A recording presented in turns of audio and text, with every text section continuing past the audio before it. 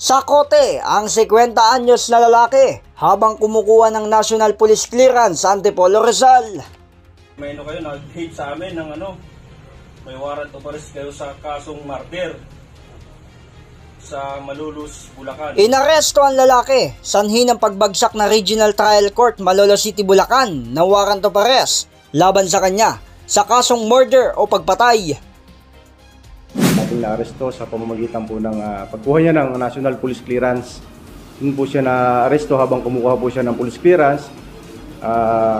Na-monitor na sa ating record na siya po ay isang wanted person. Kahapon, August 14, bandang alas 12:30 ng tanghali, kumukuha siya ng police clearance. So, na-detect nga nung ating clearance PNCO na mayroon siyang warrant. Kasi makikita naman sa system natin yung record kung may warrant o wala. So, base sa system, National Police Clearance System natin, na-detect na meron siyang kaso nga na murder case. So, agad na nag-inform yung ating clearance sa warrant section natin. And then, agad na nga po natin inaresto ang nasabing akusado.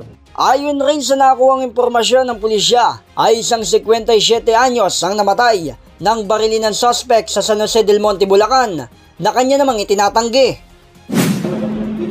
Ay, no comment po ako. Wala ka po ako. Bakit sir? Wala po. Hindi nyo ginawa? Hindi po. Ano yung kaso? Ba't nagkakaso ka? Ay, yun po, hindi ko alam.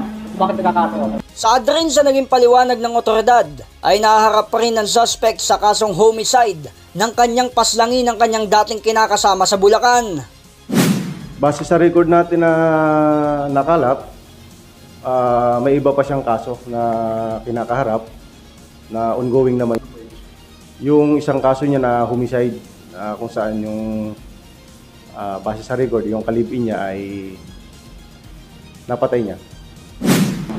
Na walang hati sa akin na, ito yung warrant mo. Kailangan mo harapin ito. Wala. Nagulat na lang ako pagdating mga ilang araw, dumating sa akin yung mga pulis. Pagdating nila, dinarap ko, sumama ko sa kanila. Kailan na? 2021 po siya, April. Wala, ginaservan ka na ng warrant of arrest ng 2021? Opo. Anong kaso? Yung sa ano yung sa homicide. Yung homicide, yung sa kalibin mo sir? Opo, opo. Ano ba nag-a-attend ng Mula nung 2021, hindi ko lang matandaan yung buwan. Pero halos hanggang sa ngayong September 5, may hearing pa rin ako. Actually, may kaso na po siya, ma'am. Nag-hearing, murder case po ang kaso niya.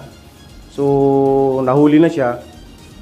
I-return na po namin yung warrant sa korte kung saan nakakasakop para magkaroon na po ng kaukulang hearing ang nasabing kaso. Para umusad na po yung kaso. Kasalukuyang nakapit naman ang lalaking suspect sa Antipolo Custodial Facility para sa kanyang kasong kinaharap. J. Martin, JKRS News and Public Affairs.